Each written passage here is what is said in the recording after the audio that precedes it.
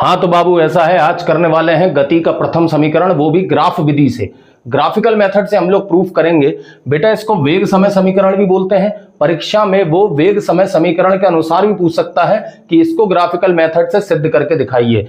Exam में ये पक्का आएगा, नोट कर लो, ठीक है ना। तो चलिए इसको सिद्ध करते हैं कि प्रथम समीकरण आखिर कहता क्या है।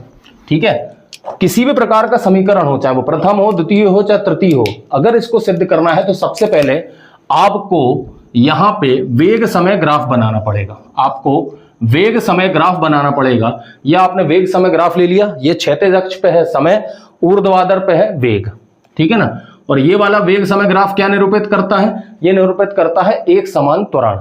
ये मान लीजिए उसका अंतिम वेग है v, ठीक है ना। ये प्रारंभिक वेग है u, ये हो गया मूल बिंदु। मान लो प्रारंभिक वेग से अंतिम वेग पहुंचने में उसको समय कितना लगा, ठीक है ना। प्रारंभिक वेग से अंतिम वेग पहुंचने में मान लो उसको ये t टाइम, तो यहां से लेके यहां तक कितना समय लगा है? t टाइम लगा है। अब आप बहुत भली भांति जानते हैं कि जो वेग समय ग्राफ की प्रवणता होती है, प्रवणता यानी कि स्लोप, वेग समय ग्राफ की जो प्रवणता होती है, प्रवणता यानी कि स्लोप, प्रवणता वेग समय ग्राफ की, वेग समय ग्राफ की जो प्रवणता होती है वो एक समान त्वरण के बराबर होती है। वेग समय ग्राफ की जो प्रवणता होती है वो किसके बराबर होती है? एक समान त्वरण के बराबर। अब प्रवणता होती क्या है ये मैं बता देता हूं।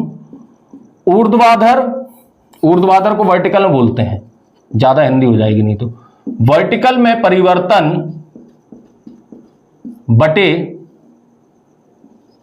क्षैतिज में परिवर्तन। तुम कहोगे ऊर्ध्वाधर लिखते नहीं आए, हाँ मान के चलो यही हुआ है, भूल गए। इतनी शुद्ध हिंदी लिखेंगे तो पगला जाएंगे। तुम लोगों को भी थोड़ी सी अंग्रेजी पढ़ना चाहिए। तो वर्टिकल में परिवर्तन बटे क्षैतिज में परिवर्तन। वर्टिकल में क्या परिवर्तन हुआ है? वर्टिकल में परिवर्तन होगा वेग का। तो परिवर्तन क्या हुआ भैया? अंतिम वेग ऋण प्रारंभिक वेग। परिवर्तन ऐसे ही निकालते हैं। वर्टिकल में कौन है? वेग है, तो अंतिम वेग ऋण प्रारंभिक वेग। क्षैतिज में कौन है? समय, तो अंतिम समय ऋण प्रारंभिक समय। प्रारंभिक समय कितना था? 0 था।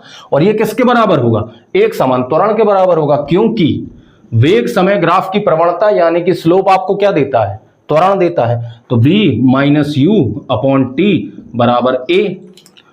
थोड़ा सा इसको इस तरफ ले आए, जगह है अपने पास यहां पर, ठीक है ना। ये t को यहां ले आके मल्टीप्लाई करेंगे तो v minus u is equal to a t, और v is equal to u plus a t. यह है भैया गति का प्रथम समीकरण, वो भी ग्राफीय विधि से।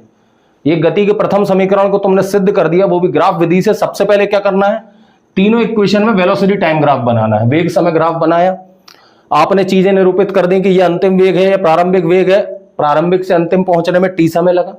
उसके बाद तुमने अपनी पहला पॉइंट लिखा कि भैया इसको वेग समय समीकरण भी कहते हैं और इसमें मुझे त्वरण दिख रहा है, तो मैं क्यों ना इसको त्वरण से शुरू करूं। तो भैया वेग समय ग्राफ की जो प्रवणता होती है, वेग समय ग्राफ का जो स्लोप यानी कि प्रवणता होती है, प्रवणता को स्लोप बोलते हैं, लिख देता हूं मैं यहां पे। वेग समय ग्राफ की जो प्रवणता होती है, स्लोप होता है, वो आपको क्या देता है? एक समान त्वरण। अब चूंकि प्रवणता का सूत्र क्या है? वर्टिकल में परिवर्तन, वर्टिकल मतलब ऊर्ध्वाधर, ऊर्ध्वाधर, ये रहा, लिख लो। वर्टिकल में परिवर्तन बटे क्षैतिज में परिवर्तन, ऊर्ध्वाधर में परिवर्तन बटे क्षैतिज में परिवर्तन। ऊर्ध्वाधर में कौन था? वेग का, तो वेग का परिवर्तन क्या होगा? अंतिम वेग ऋण प्रारंभिक वेग। क्षैतिज में परिवर्तन क्या होगा? अंतिम समय ऋण प्रारंभिक समय। v माइनस यू बटे टी ऋण 0, तो v माइनस यू बटे टी आ गया। टी को इस तरफ लेगा, u को इस तरफ ट्रांसपोज कर दिया, v is equal to u plus a t. यही आपके गति का प्रथम समीकरण है। चलिए मिलते हैं नेक्स्ट वीडियो में।